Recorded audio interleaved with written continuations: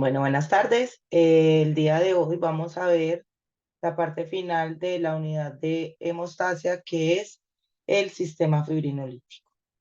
Entonces voy a compartir pantalla.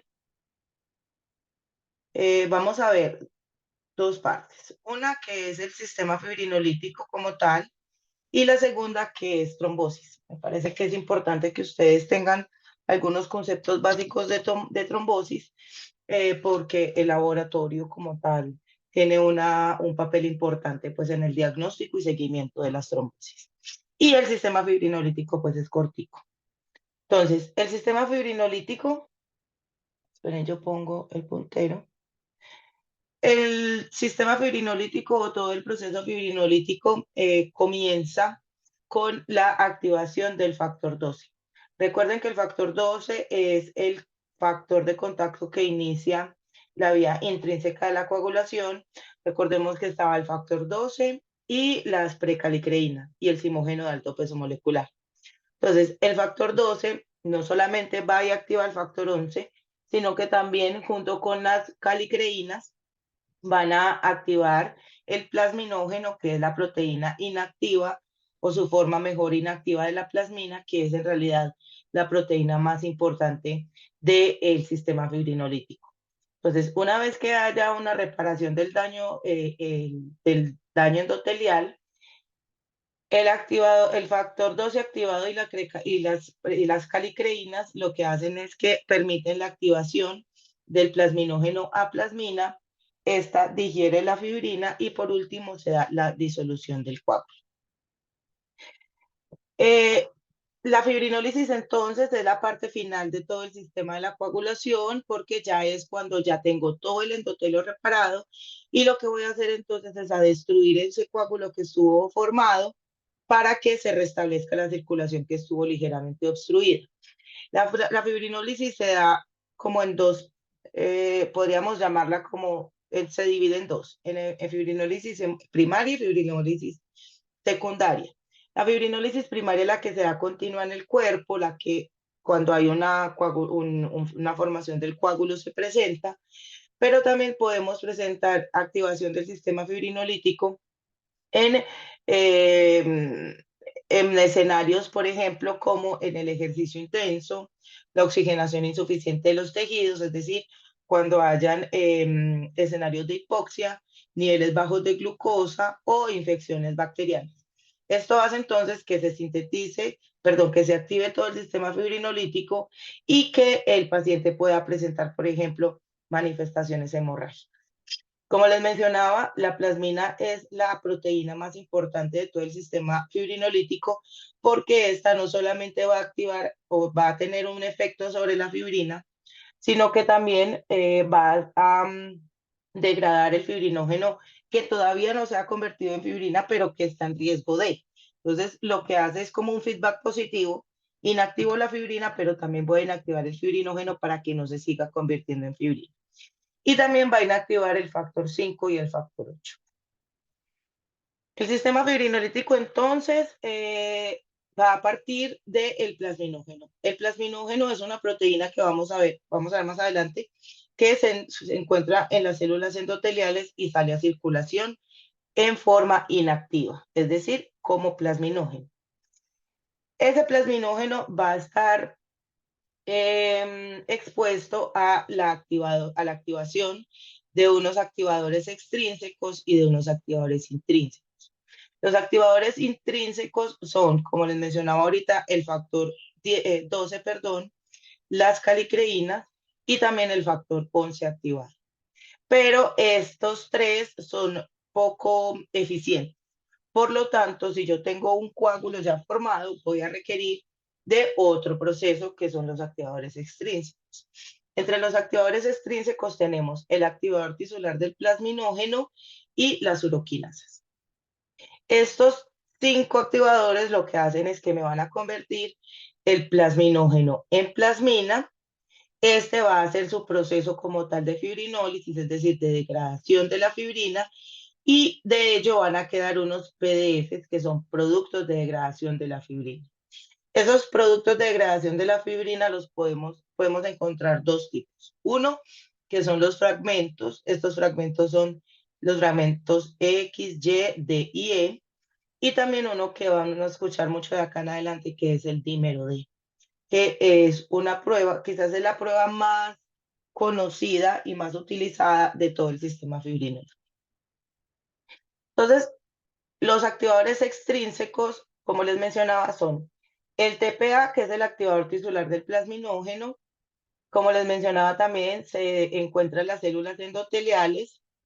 Y lo que hacen entonces es cuando hay presencia de trombina, de vasopresina, hay depósito de fibrina en el endotelio o hay una oclusión venosa, se presentan em, unas vías de señalización celular que hace que esas células endoteliales liberen a circulación ese activador tisular del plasminógeno.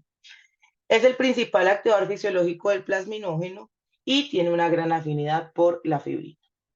Las uroquinasas, por el contrario, tienen menos afinidad para la fibrina, se encuentran principalmente en las células endoteliales del aparato renal y circula en pequeñas cantidades en el plasma. Y lo que hace es más que ser un activador directo, es un cofactor, es decir, que él se une al complejo fibrina-plasminógeno, activador tisular del plasminógeno, para potenciar la acción y que sea mucho más eficiente el proceso. Las uroquinasas tienen una característica y es que en la actualidad existen medicamentos fibrinolíticos y esos medicamentos fibrinolíticos se basan en las estreptoquinasas. La streptoquinasa es una enzima producida por las bacterias, esto lo van a ver en Bacte, y se dieron cuenta que la streptoquinasa y la uroquinasa estructuralmente son muy similares y que tienen la misma función. Entonces lo que hacen, por ejemplo, cuando llega un paciente infartado, es que le dan medicamentos fibrinolíticos. Entonces le dan el medicamento, principalmente pues que es la streptoquinasa, para que degrade rápidamente el coágulo que está obstruyendo la circulación como tal. Entonces, el plasminógeno, como les decía, es el que se mantiene pues en circulación. Es una glicoproteína sintetizada en el hígado, vuelve y juega al hígado. Recuerden entonces que es el principal órgano hemostático que tenemos. Su vida media es más o menos de 24 a 26 horas. La concentración en el plasma es más o menos de 15 a 21 miligramos por decilitro. En realidad, por ejemplo, acá en Medellín no hay un laboratorio que cuantifique el plasminógeno. En Colombia creo que hay 2 laboratorios que cuantifican el plasminógeno. ¿Y eso por qué? Porque todo el sistema fibrinolítico es quizás la parte de la hemospacia que menos se ha estudiado o que menos manifestaciones clínicas presenta. Por el contrario, tenemos la plasmina, que la plasmina ya es la forma activa del plasminógeno. Esta entonces lo que hace es que se sintetiza o es una serinproteasa, como todos los factores de la coagulación, es decir, que necesitan de otra proteína para activarse. La cadena ligera es el sitio activo, es decir, el que va a ser capaz de degradar la plasmina, la fibrina, y la cadena pesada es el sitio donde se une el alfa-2 antiplasmina, que es el inactivador de la plasmina. ¿Cuáles son los blancos? Como les mencionaba ahorita, el fibrinógeno, que no lo puse ahí, la fibrina, el factor 5 y el factor 8. Tenemos entonces también los productos de degradación de la fibrina. Entonces, como les mencionaba acá atrás, luego de que la plasmina degrada completamente el coágulo de fibrina, se van a producir esos fragmentos. Entonces, acá tenemos, por ejemplo, el fibrinógeno. Entonces, acá tenemos los monómeros D. Acá puede ser E, puede ser X o puede ser Y. Cuando la fibrina, cuando el fibrinógeno se convierte a fibrina, se convierte en un monómero de fibrina. Y lo que hace entonces el factor 13 es crear esos puentes disulfuro para que se convierta en una fibrina completamente estable. La plasmina no es capaz de degradar esos puentes disulfuro y lo que van a quedar entonces son unos fragmentos, como el dímero D, por ejemplo, o los fragmentos Perdón que tengo acá una visita. Y, D, E o X, ¿sí? Lo que nosotros cuantificamos en el laboratorio principalmente es el dímero D. El dímero D entonces es un biomarcador de la formación de la fibrina. Por lo tanto, es un diagnóstico de exclusión. Es decir, cuando la fibrina se degrada, mejor, cuando yo tengo, por ejemplo, un evento trombótico y se empieza a degradar la fibrina, entonces me van a quedar estos fragmentos D, ¿sí? Lo que hacemos entonces es que cuando tenemos, por ejemplo, una trombosis, esos fragmentos o esos dímeros se van a incrementar y me van a decir que el paciente sí ha presentado un evento trombótico, por ejemplo. ¿Por qué se habla de un diagnóstico de exclusión? Porque el dímero D se puede aumentar por múltiples razones. Entonces, eh, va a ser mucho más efectivo cuando el dímero D me da negativo que cuando me da positivo. Cuando me da negativo, me va a excluir completamente que el paciente haya tenido un evento trombótico. Dependiendo de la casa comercial, hay dímeros del 95% de exclusión, como hay dímeros del 100% de exclusión. Entonces, si yo hago un dímero, yo tengo la certeza de que mi paciente, y me da negativo, yo tengo la certeza de que mi evento, pues que el paciente tuvo, no ha tenido un evento trombótico como tal. En los pacientes normales, o mejor, el valor de referencia que vamos a tener del dímero D es de menos de 500 nanogramos por mililitro. Y su elevación entonces se va a asociar con la degradación de la fibrina. El dímero D se está usando en los laboratorios más o menos desde la década de los 70. Sin embargo, a partir del COVID-19 tuvo un boom porque el dímero D se comenzó a utilizar como un marcador de mal pronóstico en los pacientes con COVID-19. ¿Por qué? Porque le hacían el dímero D al paciente infectado con COVID y entre más alto el dímero, peor era el pronóstico del paciente. Con el dímero se utilizaron dos marcadores principalmente, la ferritina, bien, como marcador de pronóstico y el dímero D. Como les mencionaba entonces, es mucho mejor cuando da negativo que cuando da positivo porque se puede afectar por múltiples razones. Puede ser porque el paciente tenga más de 50 años. Y ahí hay algunos autores, o la mayoría, lo que dice es, a partir de la década de los 50, el valor de referencia va a aumentar con respecto a la década que el paciente tenga. Me explico.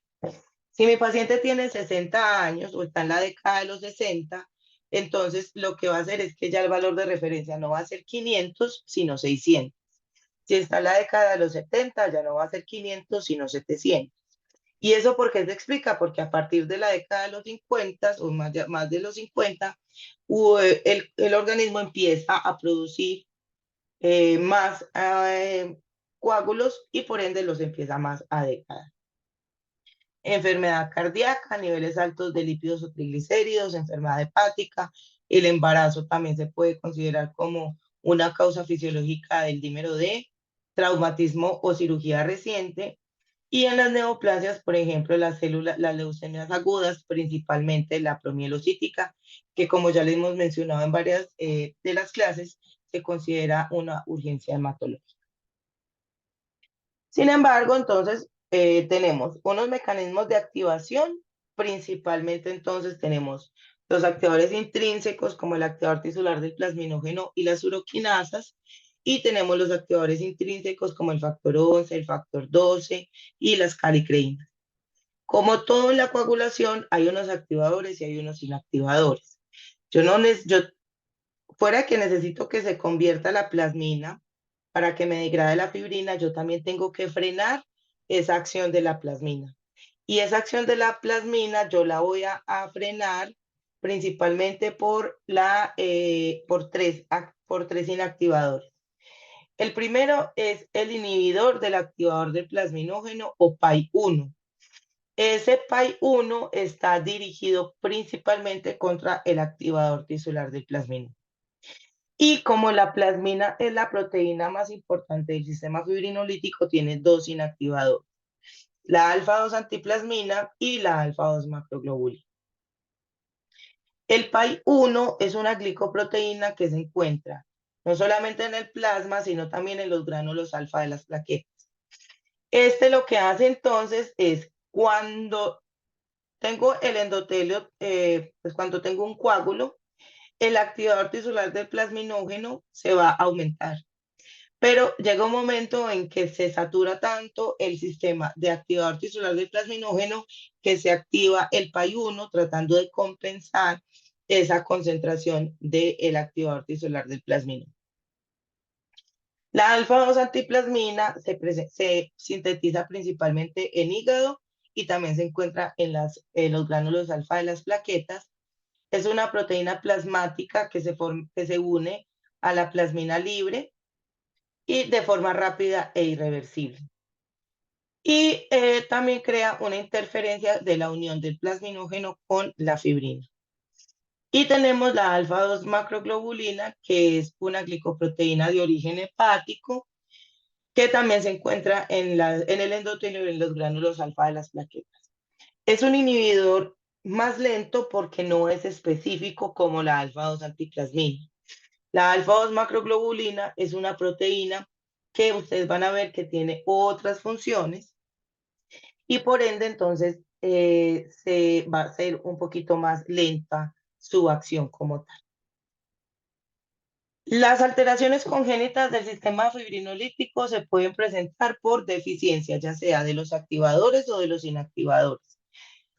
Tenemos que las manifestaciones, bueno, y va a estar asociado a las manifestaciones hemorrágicas, perdón, a las manifestaciones clínicas. Entonces, si yo tengo unas manifestaciones hemorrágicas, es muy probable que el paciente presente es una deficiencia en los inhibidores de la fibrinólisis, como por ejemplo en la alfa-2 antiplasmina y en el PAI-1. ¿Por qué manifestaciones hemorrágicas?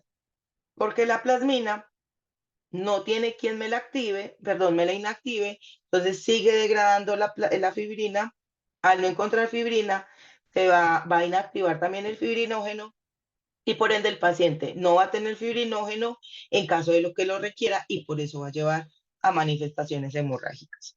Y manifestaciones trombóticas cuando tengo una deficiencia DCA del plasminógeno o del activador, de los activadores, del activador tisular del plasminógeno o de las uroquinasas. En nuestro medio, como les mencionaba, solamente se cuantifica el plasminógeno. La alfa-2 antiplasmina, el activador tisular del plasminógeno o el TPA no se hacen en nuestro medio y por ende es muy difícil hacer el diagnóstico como tal. Pero sí encontramos mucho las alteraciones del sistema fibrinógeno adquiridas. Y la principal es la coagulación intravascular diseminada. Habíamos hablado un poquito de la coagulación intravascular diseminada en la clase pasada y se debe principalmente a que la coagulación intravascular diseminada es un síndrome clínico patológico en el cual se produce un aumento de la coagulación por factores procoagulantes inducidos o producidos en el torrente sanguíneo. Y hay una falta de control de los anticoagulantes naturales. Es decir, yo puedo tener una lesión endotelial, entonces ahí puede ser, por ejemplo, un paciente politraumatizado. Entonces llegan los pacientes accidentados en moto con politraumatismos, eso es una lesión endotelial. La sepsis puede ser también producto de la concepción, principalmente complicaciones ginecobstétricas como el HELP o también como la preeclampsia o la eclampsia. Y la destrucción tisular masiva, por ejemplo, como en quemaduras. Entonces, si yo tengo cualquiera de estos cuatro escenarios, lo que va a haber es una liberación del factor tisular. También en la lesión endotelial pueda presentar una agregación plaquetaria aumentada. Esto lleva entonces a que los pacientes formen trombos en la microvasculatura y va a ser en toda la microvasculatura, por eso se llama diseminada. Eso va a tener varias repercusiones. La primera, que va a tener un consumo de factores y de plaquetas, porque él va a empezar a coagular, a formar coágulos y no va a tener las proteínas anticoagulantes, antitrombina, proteína C y proteína S, no son capaces de responder ante la formación masiva de todos esos coágulos. Y también me va a activar la plasmina, es decir, el sistema fibrinolítico. Eso lleva entonces a que haya una inhibición de la trombina, agregación plaquetaria y polimerización, lo que lleva entonces a una hemorragia. Por eso la coagulación intravascular es tan complicada y puede llevar a la muerte del paciente, porque inicia con una trombosis masiva, pero luego termina en una hemorragia masiva que no son capaces de compensar porque ya se consumieron todos los factores de la coagulación. Entonces, más que todo, de la fibrinólisis, miren que es supremamente cortico porque hay muy pocos estudios en realidad que em, ayuden como a dilucidar muy bien qué es lo que pasa con todo el sistema fibrinolítico. Ahora vamos a hablar un poquito de la enfermedad tromboembólica porque se considera que la enfermedad tromboembólica es supremamente, dicen que hasta que se puede presentar en el 70% de la población hospitalizada y en el 50% de la población general.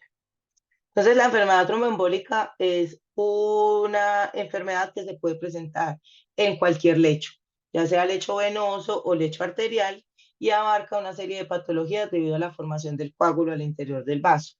Los más frecuentes son la enfermedad tromboembólica venosa. Acá tenemos a la eh, trombosis venosa profunda o embolia pulmonar, y a la ACV o accidente cerebrovascular. Algunos lo llaman accidente, algunos lo hacen como evento, eh, perdón, como accidente o como enfermedad cerebrovascular más bien. La frecuencia, por ejemplo, en los pacientes con fibrilación auricular es de hasta un 20%. Por eso los pacientes con fibrilación auricular lo primero que hacen es anticoagular. Esto se llama la triada de Virchow. La triada de Virchow, ese señor se la inventó como por allá en 1800 y en esta época todavía sigue vigente. ¿El que dijo?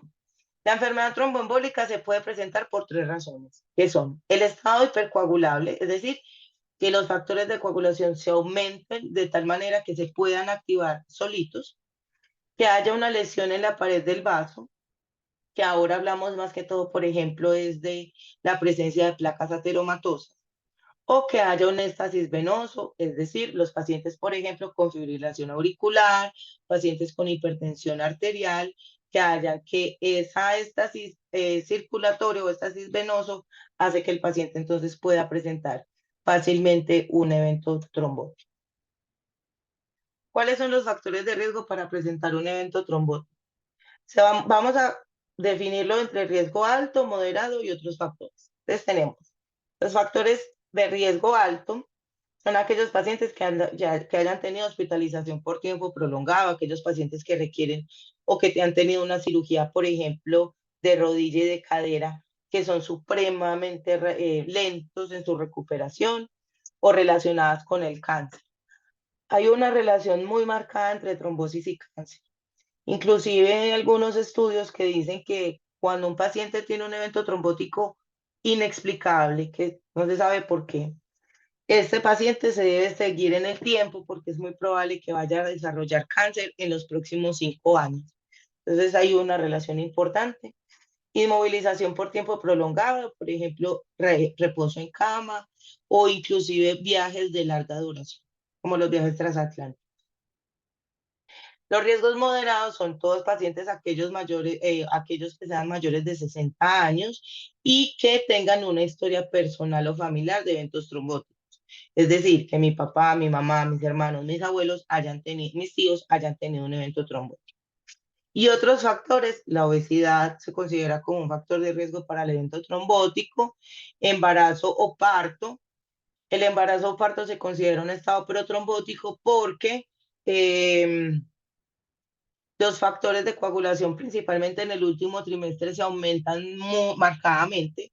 Entonces, por ejemplo, tenemos el fibrinógeno, que el valor de referencia es hasta 430 miligramos por decilitro, se puede aumentar hasta 1000.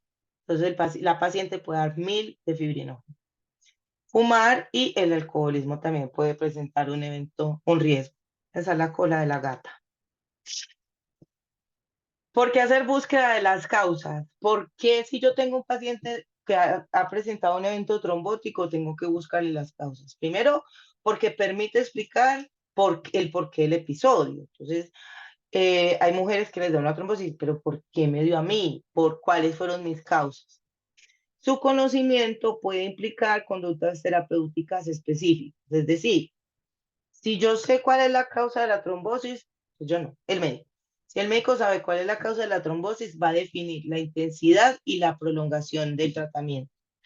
Si mi paciente tuvo una trombosis por una trombopatía, es decir, por una condición heredada que lo lleve a un evento trombótico, ese paciente ya va a estar anticoagulado de por vida.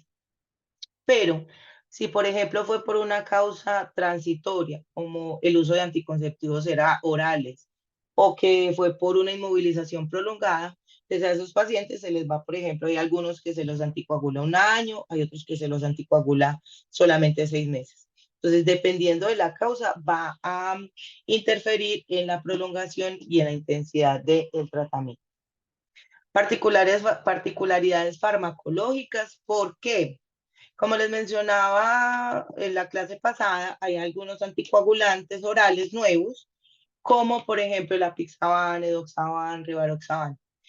Esos anticoagulantes todavía no están muy asociados o no están muy recomendados para algunos tipos o para algunas causas de trombosis. Entonces, dependiendo de la causa de la trombosis, se puede elegir el tratamiento de anticoagulación. Y también permite adoptar actitudes preventivas en familiares. Normalmente lo que hacen es que si se dan cuenta que la paciente o el paciente tiene una causa heredada de trombosis, entonces se estudia la familia y de ahí entonces se va a tomar algunas medidas preventivas. Si yo no he si por ejemplo yo tengo una mutación del 5, la mutación del factor 5 Leiden, que es un estado protrombótico, pero yo no he tenido no, manifestaciones trombóticas, a mí no me van a anticoagular, pero sí tengo que seguir en seguimiento para poder definir si me da una trombosis, por ejemplo, actuar inmediatamente. ¿Cuáles son las causas más frecuentes asociadas a la trombosis o sí, a la trombosis venosa profunda, que es la más común? Las congénitas son deficiencia de antitrombina, que la deficiencia de antitrombina es rara, pero se pone en el primer lugar porque es la más trombogénica. Es decir, a mí se me disminuye un poquito la antitrombina y ya puedo presentar un evento trombótico. Porque recuerden la importancia de la antitrombina en todo el sistema de la coagulación. Deficiencia de proteína C, deficiencia de proteína E, el factor 5 Leiden, que es una mutación que ahorita la vamos a ver, mutación, la 20210 del gen de la protrombina, la disfibrinogenemia y la hiperhomocisteinemia. Con estas dos hay un poquito de controversia. La disfibrinogenemia se considera que, o mejor, todos los pacientes con disfibrinogenemia cursan con manifestaciones hemorrágicas, porque el fibrinógeno no funciona correctamente. Sin embargo, se ha visto que hay algunos casos en los cuales los pacientes no presentan manifestaciones hemorrágicas, sino que presentan manifestaciones trombóticas. No se sabe por qué, pero como la hipótesis más aceptada en el medio es, como yo tengo un fibrinógeno que estructuralmente es diferente, cuando logro convertir ese fibrinógeno en fibrina, la plasmina no es capaz de reconocerme los sitios de acción de la fibrina y por lo tanto esa fibrina se va a quedar mucho más tiempo en circulación y va a llevar al evento trombótico. Y la hiperhomocisteinemia, hay algunos que creen que la hiperhomocisteinemia cursa con manifestaciones hemorrágicas, perdón, trombóticas, y hay otros que no creemos que la hiperhomocisteinemia cursa con manifestaciones trombóticas. Y las adquiridas, la principal es el síndrome antifosfolípido, que ya lo habíamos visto en la clase pasada, la hiperhomocisteinemia, que es principalmente por deficiencia de vitaminas. Entonces, miren que hay dos tipos de hiperhomocisteinemia. La hiperhomocisteinemia secundaria a la mutación, la principal de todas es la metiltetrahidrofolato reductasa, o la hiperhomocisteinemia secundaria a la deficiencia principalmente de B6 y B12. La resistencia a la proteína C activada no atribuible a una mutación genética. Esto se da ¿por qué? Porque el factor 5 Leiden es una mutación que hace que el factor 5 se convierta en una proteína resistente a la proteína C. Por eso se habla de la resistencia a la proteína C. Sin embargo, hay unas resistencias a la proteína C que no son atribuibles a la mutación genética, sino que por el contrario es por un aumento del factor 5. Eso se presenta, por ejemplo, en pacientes embarazadas. Las pacientes embarazadas se aumenta tanto el factor 5 que la proteína C no es capaz de inactivar todo ese factor 5 que hay activo y por ende entonces lleva a esa resistencia. El incremento del factor 8 y del factor 9. ¿Cuándo realizar un diagnóstico? Es decir, a mí me da una trombosis, ¿cierto?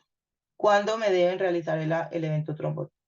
Profe, pero es que eso debe ser más que el médico porque él es el que tiene que saber. No, muchos no saben.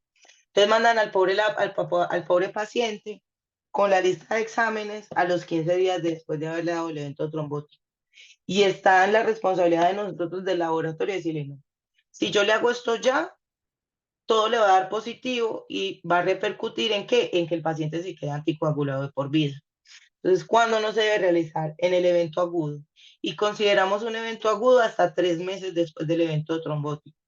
Por lo tanto, después de 3 meses es que yo ya puedo hacer o buscar las causas de la trombosis. Durante la anticoagulación, entonces resulta que el paciente vino al laboratorio, ya pasaron más de 3 meses, pero el paciente está con anticoagulación, con warfarina, por ejemplo, tampoco.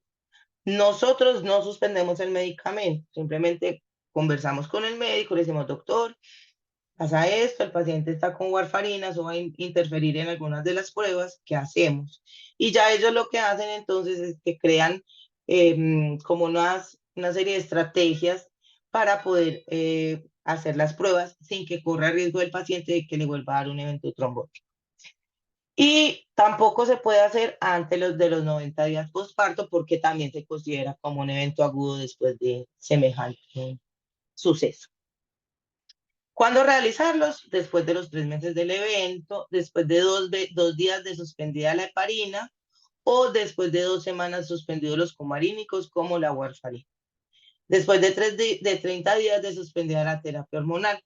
Resulta que en las adquiridas, acá no la puse porque es así que está más discutida que hasta ahí, y es que las pacientes que están en terapia de reemplazo hormonal, cuando ya están menopáusicas, algunas han presentado eventos trombóticos y se asocia que la terapia de reemplazo hormonal puede llevar a eventos trombóticos. Pero hay muchos que dicen que sí y hay muchos que dicen que no, que lleva entonces a eventos trombóticos como tal. El anticoagulante lúpico o síndrome antifosfolípido es quizás las pruebas más comunes. El anticoagulante lúpico, las anticardiolipinas y las antibeta 2 glicoproteína 1. Cualquiera de estas tres es un anticuerpo antifosfolípido. El anticoagulante lúpico lleva a la prolongación de los tiempos de coagulación dependientes de fosfolípidos, es decir, del TTP. Entonces, recuerden que en la clase yo les decía, si yo tengo un paciente que tiene un TTP prolongado, que no corrige con plasma normal y que no ha presentado manifestaciones hemorrágicas, sino que por el contrario ha presentado eventos trombóticos o pérdida gestacional recurrente, es un anticoagulante lúpico. Y la demostración se da con una prueba que se llama el veneno de la víbora de Rusia.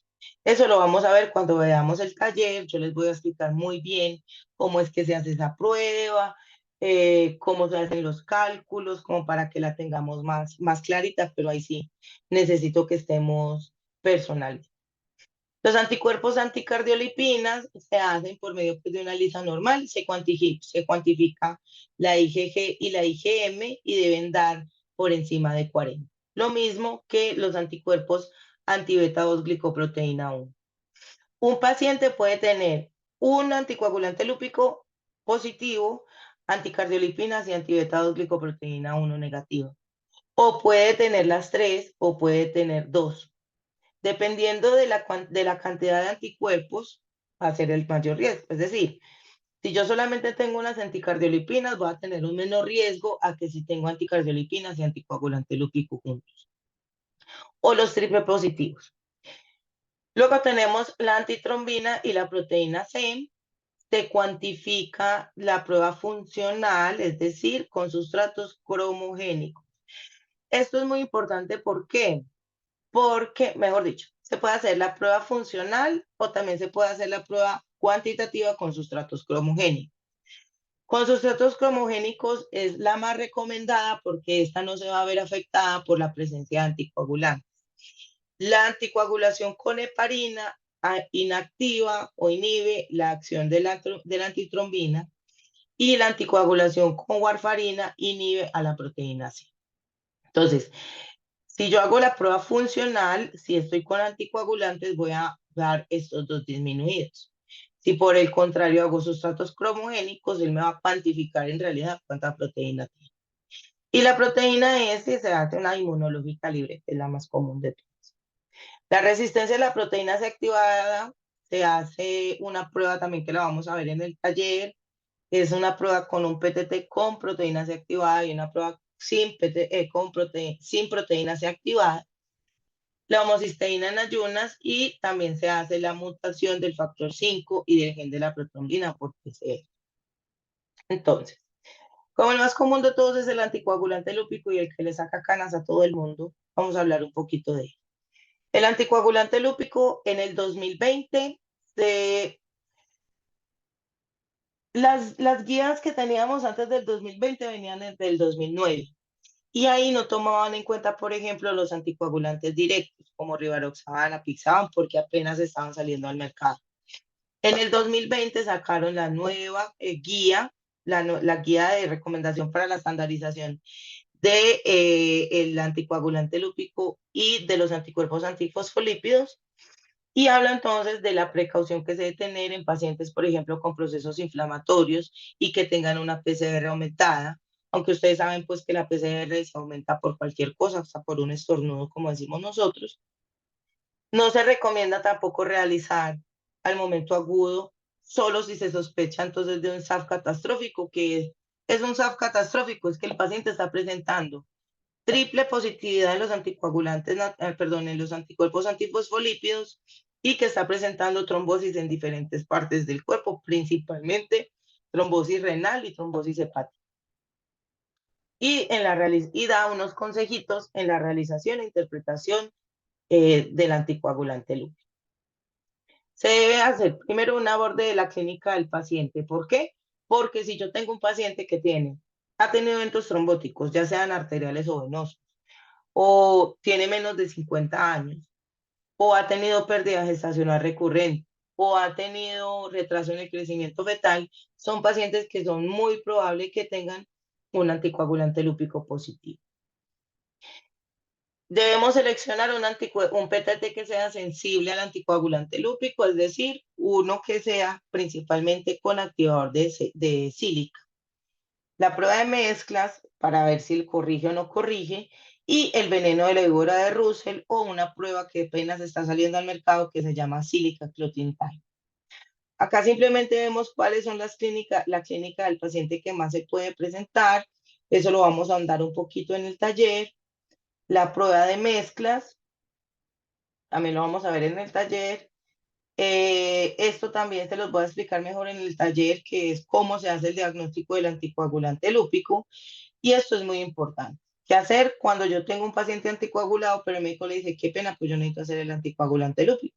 Entonces la guía nos dice que, por ejemplo, si mi paciente está con warfarina, se sugiere hacer una prueba de mezclas. Entonces lo que yo hago es coger plasma del paciente con un plasma control y a ese hacerle, por ejemplo, el veneno de la víbora de Russell.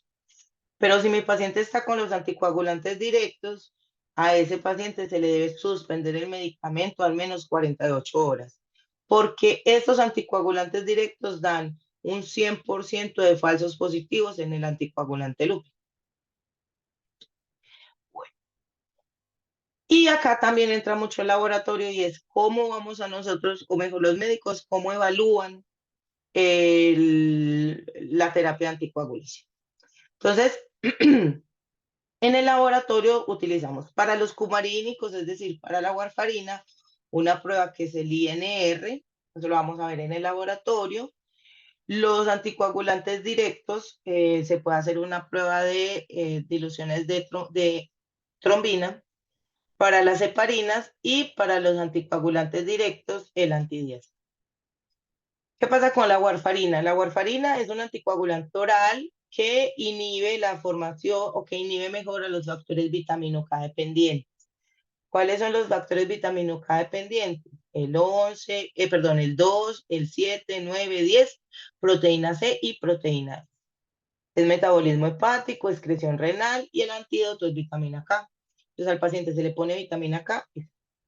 Lo podemos encontrar en el mercado como warfarina, que es la prueba genérica, mejor el medicamento genérico, o como Coumadin, que es pues el más caché. ¿Cuáles son las ventajas de la warfarina? Que hay una amplia experiencia en el uso. La warfarina se lleva utilizando muchísimas décadas y a pesar de que es segura, puede tener complicaciones, pero que se saben manejar. Es por vía oral, es muy barata y es el tratamiento de referencia. ¿Cuáles son las desventajas? Que es un inicio lento, por eso se requiere terapia bypass, es decir, cuando yo voy a anticoagular a mi paciente con warfarina, ese paciente debe iniciar con warfarina y con otro anticoagulante. Casi siempre es con heparina bajo peso molecular, porque la heparina bajo peso molecular me garantiza anticoagularlo de una vez y que el paciente y darle tiempo a que la warfarina empiece su función. Hay una estrecha ventana terapéutica y eso se habla, ¿por qué? Porque por medio del INR el médico dice, ¿está bien anticoagulado o no está bien anticoagulado? Pero ese INR es muy estrecho. Entonces, por ejemplo, se dice que un paciente que ha tenido una trombosis venosa profunda, el INR debe estar entre 2 y 3, o algunos dicen entre 2 y 2,5. Entonces, miren que la ventana es muy estrecha como para que el paciente le permita moverse. Por ende, necesita de controles periódicos y ajuste de dosis. Desde el paciente puede empezar que cada 8 días tiene que ir al laboratorio a hacerse el INR hasta que llega un momento en que ya se estabiliza. Y puede ser controles cada 8, controles cada 15, controles cada mes, o inclusive hay algunos que dicen, no, ya está muy estable, cada 3 meses puede venir. Pero siempre debe hacerse el examen, el INR, para poder ajustar la dosis del paciente. Puede haber una variabilidad, hay una gran variabilidad interindividual, es decir, al paciente le puede servir hoy y mañana ya no. ¿Y eso por qué se da? Porque hay interacción con alimentos, principalmente los que son ricos en vitamina K. Pues a los pacientes, por ejemplo, que están con cumadino, con warfarina, les disminuyen mucho la ingesta de alimentos ricos en vitamina K, desde las hojitas verdes, que la espinaca, que la lechuga, que algunos cereales, le disminuyen esa ingesta para poder que no haya una interacción con el medicamento. Y obviamente tiene hemorragias mayores documentadas, principalmente las hemorragias del sistema nervioso central. Bueno, las heparinas. Tenemos dos tipos de heparinas, las heparinas de bajo peso molecular y las heparinas no fraccionadas. Las heparinas no fraccionadas está formada por una mezcla heterogénea de cadenas de polisacáridos, son muy grandes, pueden llegar hasta 40.000 Dalton, y se une a la antitrombina para potenciar su acción sobre la trombina. Por ende, la heparina de bajo peso molecular prolonga el PTT. Las heparinas de bajo peso molecular son un fragmento de las heparinas no fraccionadas, entonces puede bajar hasta, por ejemplo, 4.000 Dalton, el 10%. Y este no se va a unir, las heparinas de bajo peso molecular no se unen a la antitrombina, sino que se unen al factor 10 activado, como vemos acá. Su metabolismo es hepático, su excreción es renal y el antídoto es sulfato de protamina. ¿Cuáles son las ventajas del uso de las heparinas? También se lleva muchísimo tiempo utilizando las heparinas. Tiene un efecto predecible y pocas interacciones, como las heparinas de bajo peso molecular. El costo, las heparinas no fraccionadas, pues, tienen una muy buena, pues cursan con muy buena anticoagulación y son baratas. Y el efecto es reversible porque tienen un antídoto. ¿Cuáles son las desventajas? Para las heparinas no fraccionadas solamente se administran de manera parenteral intravenosa, es decir, que siempre vamos a requerir de que el paciente esté hospitalizado. Siempre va a ser de uso intrahospitalario, las heparinas de bajo peso molecular. Mientras que las heparinas no fraccionadas, perdón, son las de uso intrahospitalario. Las heparinas de bajo peso molecular sí son de uso extrahospitalario, pero es la incomodidad en el uso porque los pacientes se tienen que inyectar cada 12 horas o cada día o cada 24 para poder cumplir su función porque es de administración intradérmica. No hay dosis que sean equivalentes entre las diferentes heparinas de bajo peso molecular y una de las principales complicaciones es el HIT o trombocitopenia inducida por heparinas, que el paciente hace una trombocitopenia y hace entonces, esa trombocitopenia se da porque el paciente hace un evento trombótico. Es decir, que la complicación más importante es que esa trombocitopenia se da por un evento trombótico, que es lo que queríamos impedir con esa anticoagulación. Para las heparinas, así como para la warfarina, hay una prueba que es el INR. Para las heparinas hay una prueba que es el antifactor 10A. Sin embargo, no a todos los pacientes se les debe hacer. Se les debe hacer en estos casos. Pacientes con enfermedad renal, en pesos extremos, es decir, pacientes obesos o pacientes muy delgados, en embarazo y en pacientes pediátricos. En estos sí es necesario revisar cómo es que están respondiendo los pacientes, ya sea las heparinas de bajo peso molecular o las heparinas no fraccionadas. Y eso se da principalmente pues por una prueba cromogénica, donde se cuantifica el factor 10 residual y dependiendo de eso vamos a decir si el paciente está sobreanticoagulado, si está subanticoagulado o si está en rango terapéutico. Estas son más o menos cuáles son entonces, como les mencionaba, las guías, perdón, cuáles son por qué se debe monitorizar. Entonces, como la mayoría de los pacientes, ya sea con obesidad, con bajo peso, con población pediátrica, insuficiencia renal, todo lo que hace es que tienen una disminución en la aclaración o tienen una alteración renal. Por lo tanto, como la eliminación de las heparinas es renal, entonces yo tengo que garantizar que esa heparina o se esté aclarando completamente y que no se vaya a estar quedándose o acumulándose mejor en el organismo del paciente. Y los anticoagulantes directos, no se ve mucho, pero son los más comunes, que son el dabigatran, el rivaroxaban, apixaban y edoxaban. Rivaroxaban, apixaban y edoxaban, como su nombre no. Si en el nombre tienen una X, es porque van dirigidos al 10. Entonces miren que rivaroxaban, apixaban y edoxaban van dirigidos contra el factor 10. El dabigatran va dirigido contra el 2.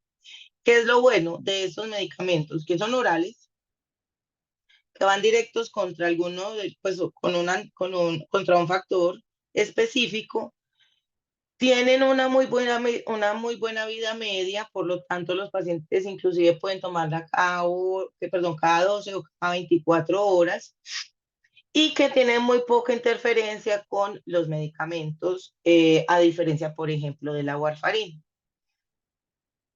¿Cuál es el problema? Cuando cuando salieron los anticoagulantes directos, entonces decían, como no necesito una prueba para evaluar la anticoagulación, es porque no afecta los tiempos de coagulación. Todo lo contrario. Los anticoagulantes directos sí afectan los tiempos de coagulación, pero no es una afectación directamente proporcional. Es decir, que a mayor concentración, mayor afectación de los tiempos de coagulación. Entonces, por ejemplo, en el 2013, la ISTH, que es como la guía rectora de la trombosis y la hemostasia, dijo, ojo, que los pacientes que tengan que estén usando dabigatran, el TTP y el TT pueden determinar la intensidad, puede utilizarse para determinar como la intensidad de la anticoagulación, principalmente el TT. Recuerden que el TT evalúa la conversión de fibrinógeno a fibrina en presencia de trombina. Y la trombina es el factor 2. Entonces, si yo tengo dabigatran, que es un medicamento que va dirigido contra el factor 2, ese medicamento me toma el factor 2 y por eso se va a prolongar el tiempo. Entonces, por ejemplo, ellos decían, si llega a urgencias un paciente que ustedes saben que está con Dabigatran, le pueden hacer un TT e inmediatamente van a saber si el paciente tiene o no todavía efecto del medicamento. Entonces, para eso, pues como que se utiliza. También dijo, con los Rivaroxaban, el TT es más sensible que el TP y el TT. Por lo tanto, si ustedes ven que el paciente tiene un PT prolongado, es muy probable que tenga todavía que esté el paciente anticoagulado. Pero no es directamente proporcional, como les mencionaba. Entonces, ¿cuál es el efecto de esos anticoagulantes de los ensayos de rutina? ¿Cuáles son los ensayos de rutina? TP, PTT, TT, fibrinógeno y dímero. La warfarina entonces va a prolongar mucho el el TP, más o menos el TP, no me prolonga el TT, no me afecta el fibrinógeno y no me afecta el dímero.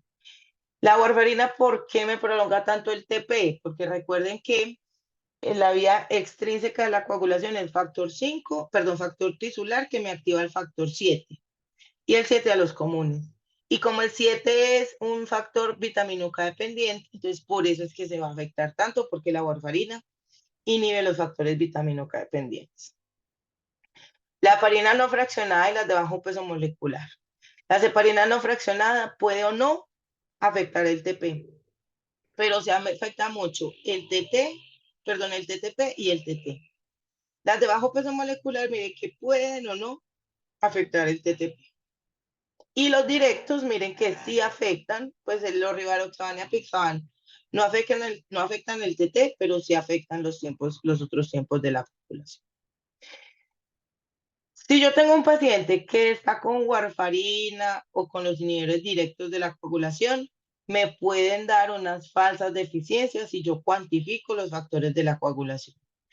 Pero lo más importante es que si yo estoy con un anticoagulante directo y al paciente, pues, y a mí me mandan una prueba, ya sea para evaluar la trombofilia, miren que me pueden normalizar las deficiencias. Entonces, yo, por ejemplo, estoy con rivaroxaban y el médico me manda a cuantificar la proteína C, la S y la antitrombina. Si el laboratorio pasa las pruebas, no me pregunta si yo estoy con rivaroxaban, sino que me toman la muestra igual y me hacen las pruebas y me hacen, por ejemplo, una antitrombina vía factor 10, que es la prueba funcional. Entonces, miren que me pueden normalizar las deficiencias, me quedo sin diagnóstico, me quitan la anticoagulación y es muy probable que yo vuelva a repetir el evento trombótico. Entonces, ¿cuáles son las estrategias de adaptación se pueden adaptar? Primero, la interrogación sistemática del paciente. ¿Usted qué medicamento está tomando? ¿A qué hora se lo tomó? ¿Cómo se lo tomó? La muestra puede ser, por ejemplo, para el anti-10 se utiliza en la hora pico, sí, en el pico más alto del medicamento. Entonces, lo que hacen es que se toma la muestra a las 4 horas después de administrado el medicamento. Eh, si hay situaciones de urgencias, entonces se tiene que utilizar el antídoto y nosotros desde el laboratorio siempre estar preguntando qué medicamentos está tomando. Listo, muchachos, miren que esta clase ya era cortica, entonces ya nos vemos el próximo año cuando estemos en el laboratorio. Muchas gracias.